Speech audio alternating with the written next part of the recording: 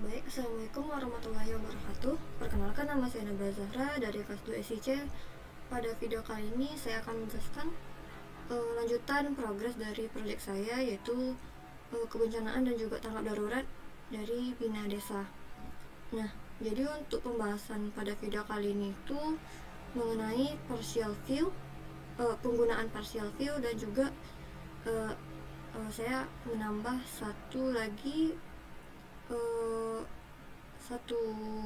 controller view model, dan juga nanti untuk tabel user, maksudnya untuk user. Jadi nanti itu dimana nanti data dari user yang saya inputkan nanti itu akan terhubung dengan halaman login yang pernah saya buat.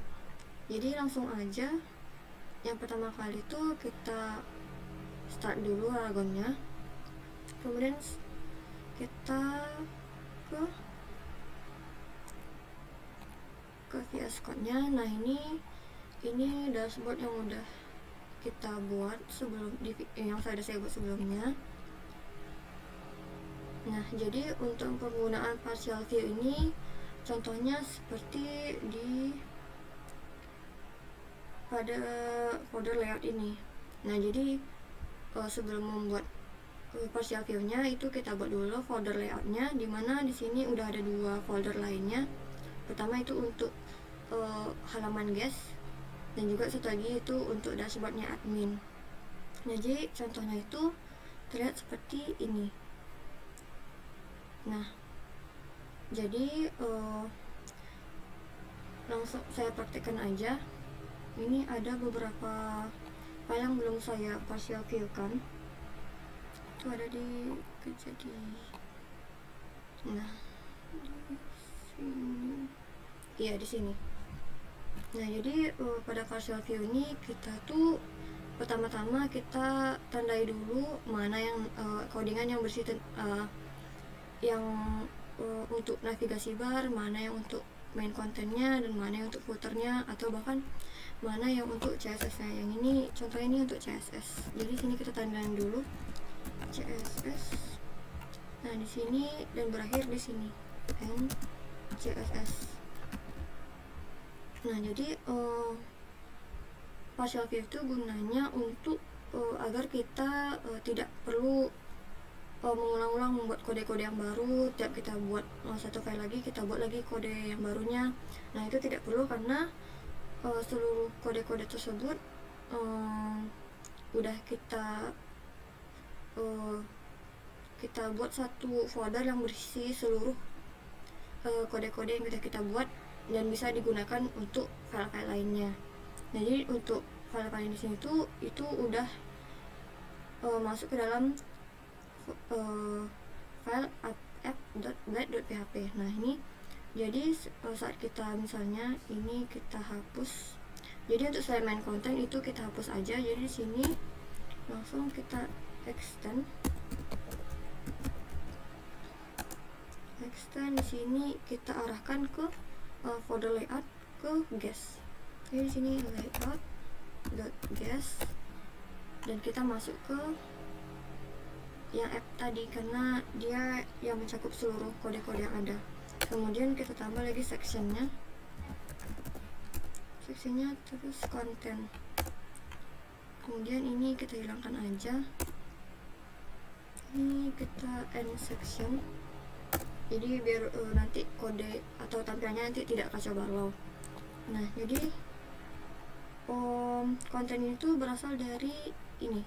Jadi sebelumnya tuh main kontennya yang terlihat pada di edit ini langsung aja kita sisain biar nanti tampilannya masih sesuai dengan halaman masing-masing gitu. Nah, jadi sebenarnya tuh di app-nya tuh kita ambil dari file index.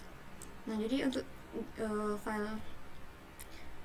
maksudnya main konten di file index itu kita salin, kemudian kita masukkan ke app blade ini. Nah, di sini terlihat nih, di sini main kontennya. Nah, itu kita ubah jadi yield konten. Nah, jadi konten di section itu berasal dari yield tadi yang ini. Nah, itu untuk edit. Ini kita coba lihat langsung ke browsernya. Nah, ini tadi yang udah saya buat. Nah, jadi ini tampilan dari web yang udah saya perbaiki. Nah, jadi kan itu tadi kalau tidak salah ini di kejadian edit. Nah, ini memang kegiatan di sini kegiatan. Nah, itu ada di kejadian. Nah, di sini yang tadi kan edit ya. Jadi saat kita tekan edit, nah dia muncul seperti ini. Jadi yang sebelumnya itu penuh sama kode-kode yang panjang.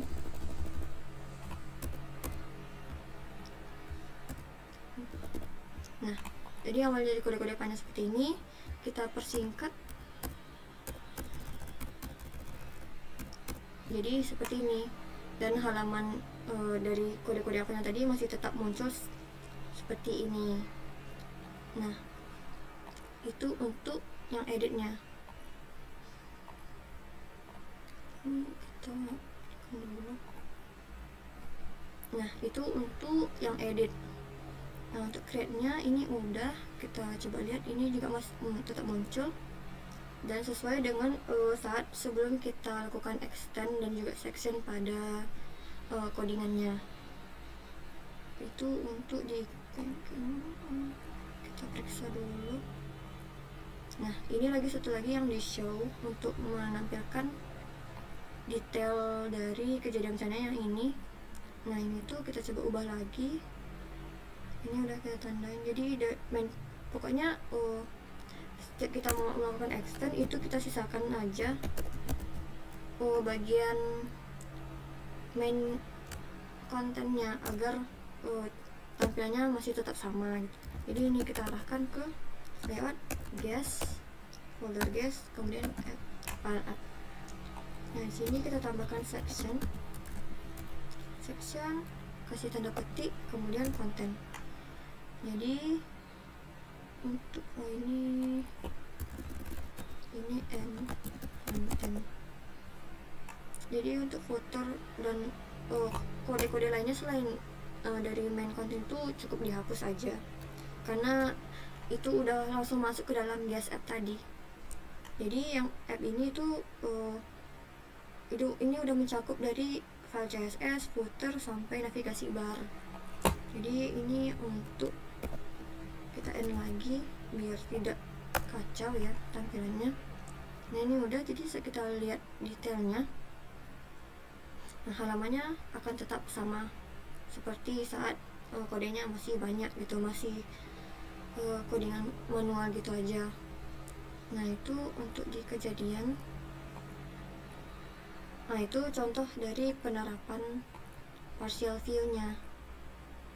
Nah, segitu pokoknya. Dengan adanya partial view ini kita tidak perlu membuat banyak kode-kode baru, karena kita cukup membuat satu kode yang bisa kita gunakan untuk semuanya seperti ini. Jadi yang awalnya tadi panjang, baris-baris panjangnya tuh itu kita persingkat seperti ini kan, ini kan panjang ya. Nah, itu kita tutup sini, kita tutup, kemudian kita copy paste, kita masukkan ke app-nya.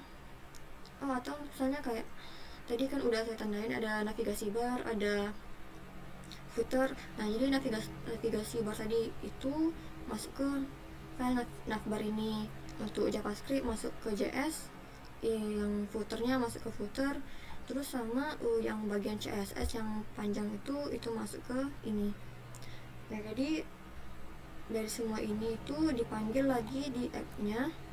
Kemudian saat kita membuat file yang baru seperti create, edit, atau index ini, itu kita cukup panggil lagi dengan menggunakan extend.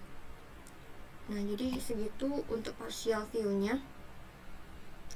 Nah, jadi setelah ini saya akan membuat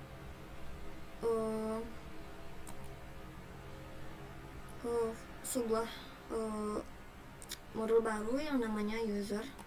Nah, jadi sini udah saya buat juga user controllernya. Nah, ini diambil dari Wordle controller dan juga udah dilakukan beberapa modifikasi agar sesuai dengan penggunaannya.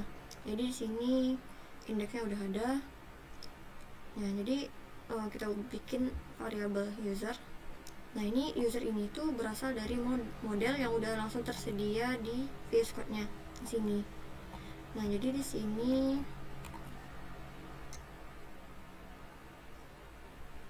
untuk jadi user ini kan kita memasukkan data kita sebagai pengguna. Nah itu ada name, email, sama passwordnya. Kemudian yang dihiddenkan, maksudnya tidak diperlihatkan, itu ada password sama remember token. Nah jadi ini juga ada email verified at. Jadi saat kita menginputkan email dan juga username-nya, email dan passwordnya di file user di view-nya. Nah saat kita maksudnya di file pokoknya kita bikin dulu, ini udah kita bikin kontrolnya, modelnya juga udah tersedia. Nah jadi ini untuk file user ini kita bikin di folder admin. Jadi di folder view ini kita bikin lagi satu folder, karena yang tadi kejadian sama warga itu sama itu ada untuk itu ada di guest, itu khusus untuk diperlihatkan oleh penggunanya untuk guest aja. Jadi untuk admin ini kita bikin lagi admin, kemudian folder user. Nah jadi create, edit sama index ini juga kita copy paste dari folder warga yang ada di guest. Nah jadi ini udah kita bikin juga, ini udah di partial view juga ya. Jadi ini kalau yang tadi itu layout guest.app, nah ini arahnya ke admin. Jadi di sini kan di layoutnya ini yang tadi sebenarnya itu kita arahkan ke folder guest. Nah untuk khusus untuk admin ini kita bikin pula folder khususnya itu untuk admin. Nah jadi ada pula app-nya, ada CSS-nya, footer sampai JS-nya. Jadi untuk navigasi bar di sini tuh itu saya kasih namanya header bar, tidak membingungkan. Nah jadi sini udah muncul semuanya. Jadi untuk view-nya udah kita bikin ya, indeksnya udah ada juga. Jadi ini kita langsung coba arahkan. Nah ini tampilan dari indeksnya. Ada name, email, password, dan juga action. Nah di action ini ada tombol edit sama hapus. Nah jadi yang saya katakan sebelumnya, ini kan ini udah saya input nih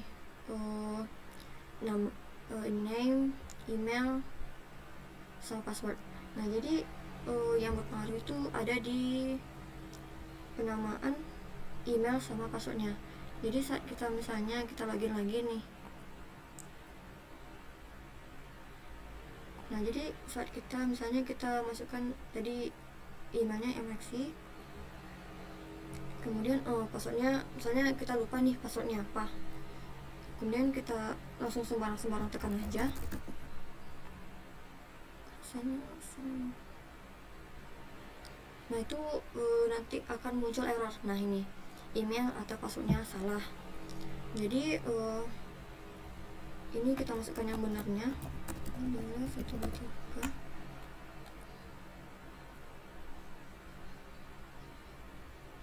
Nah baru bisa masuk, karena untuk email sama password itu udah harus sesuai dengan inputan data dari si user tadi.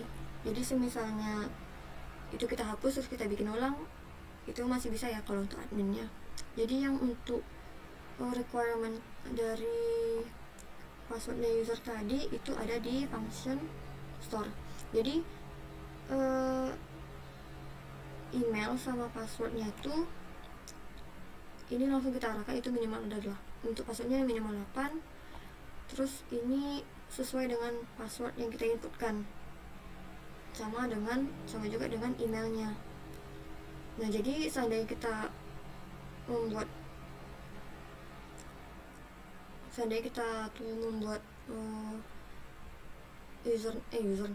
email sama password yang lain, kita inputkan yang lain pada bagian loginnya tidak sesuai dengan inputan data di user di bagian ini tuh, jadi dia tuh bakal menolak inputan kita. Jadi langsung dia akan lagi ke loginnya dan meminta kita untuk menginputkan email atau password yang benar gitu. Jadi tadi kan ini MXC mahasiswa PCR. Nah itu tadi kita betul inputannya, dan untuk passwordnya karena untuk keamanan, jadi saat misalnya di ini kita input, misalnya kita edit nih, atau kita bikin aja yang baru. Iya. Nah, misalnya kita tambah user. Nah, jadi misalnya ini untuk nama lengkapnya Nabila aja. Misalnya Nabila. Nah, untuk emailnya itu kita pakai yang nap. Misalnya passwordnya ini Bila 1234. Ini kita bikin yang sama, Bila 1234. Nah, ini kita bikin. Nah, jadi password kita tadi, nah Bila 124 tadi itu nggak akan terlihat meskipun ini diakses sendiri oleh adminnya.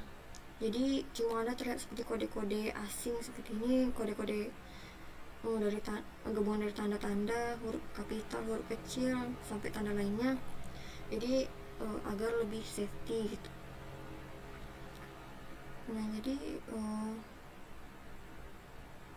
itu sekian. Misalnya coba kita masuk lagi. Jadi email yang kita pakai itu ini, passwordnya tadi 1234. Jadi kalau misalnya passwordnya benar, kita bisa langsung masuk ke halaman dashboardnya.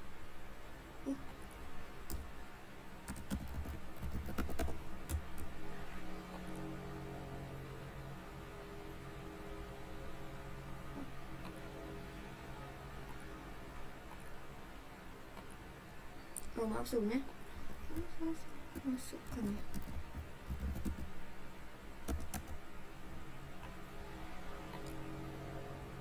Sepertinya kayaknya saya salah masuk. Coba saya lagi. Jadi bisa.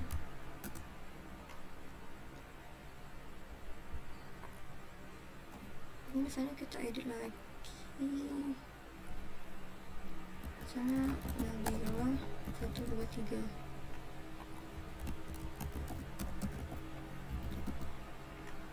Ini kita coba update terus masuk ulang. Kayaknya tadi saya ada salah masukin passwordnya. Ini nak. Kemudian Nabila 123.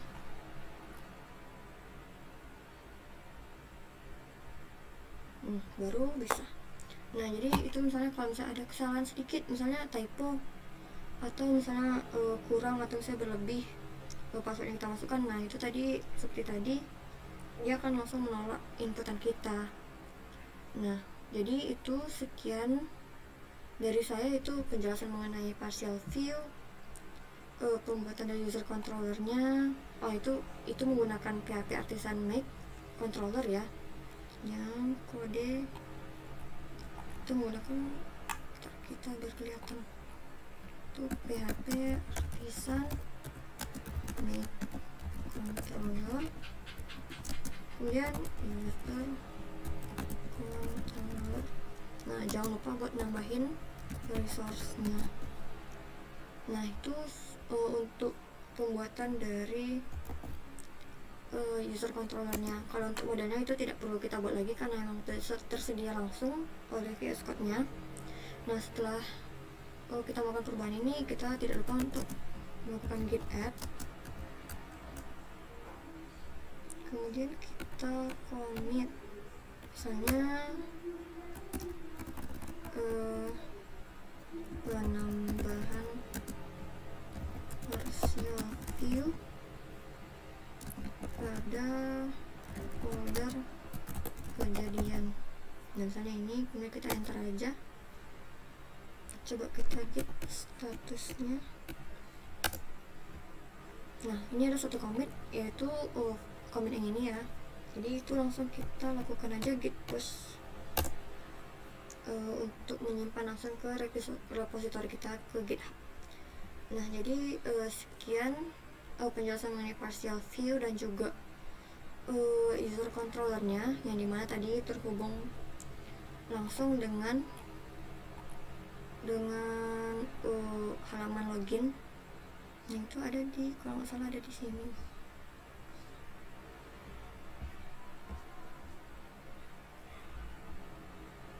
Nah di sini. Jadi ini out sama login. Oh di sini.